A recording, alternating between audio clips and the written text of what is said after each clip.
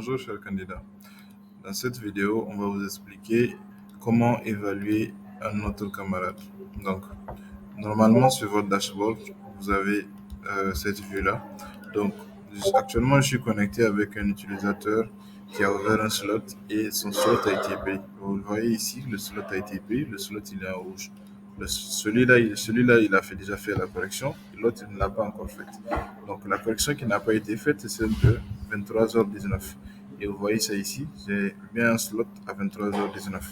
Donc, c'est entre 23h19 et 23h49. Une fois que vous avez fait la correction sur Discord, vous devez venir sur cette page et cliquer sur ce bouton évaluer. Notez que pour ceux qui utilisent des téléphones mobiles, je vais vous présenter comment cela s'affiche. Donc, vous devez glisser ici à droite pour pouvoir voir le bouton évaluer. Sinon, vous ne le verrez pas. Par défaut, vous tombez sur une page où vous voyez ça comme ça. Il vous faut glisser à droite pour voir le bouton évaluer. Donc, moi, je reviens.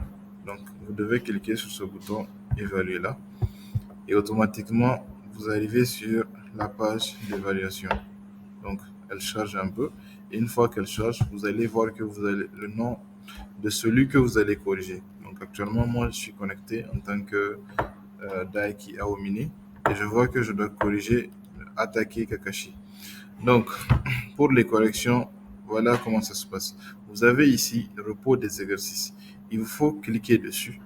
Donc, une fois que vous cliquez dessus, il vous ouvre dans un autre onglet le lien vers le repo, donc vers le travail de votre camarade. Donc, vous avez la possibilité de soit télécharger le travail ici, ou bien de visionner directement sur Git, ou bien de cloner le travail ici.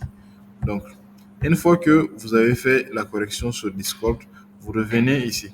Donc, sur cette page, vous avez juste à choisir si l'exercice 1, le candidat l'a trouvé ou pas.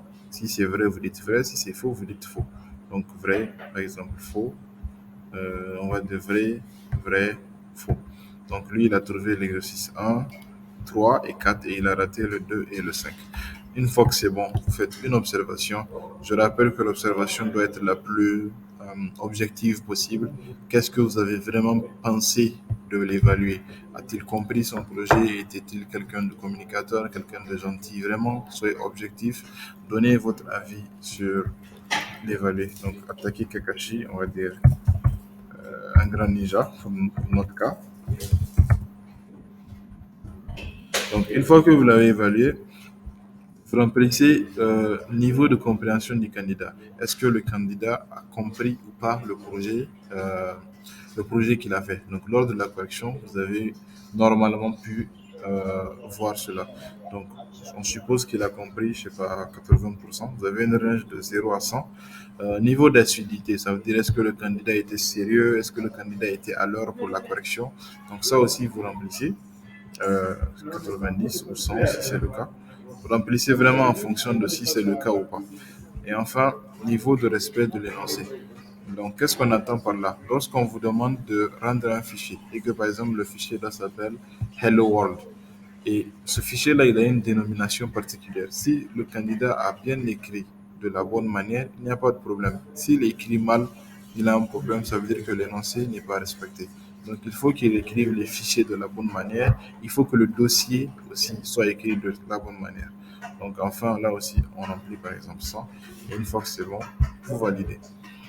Et dès que vous validez, si l'évaluation est bonne, vous avez ce bouton-là, évaluation effectuée avec succès, et vous êtes redirigé ensuite vers la page d'accueil comme ça. Et ici, vous allez voir que dans mes corrections à faire, il n'y a plus de corrections à faire vu que vous avez déjà fait la correction à faire. Donc, merci.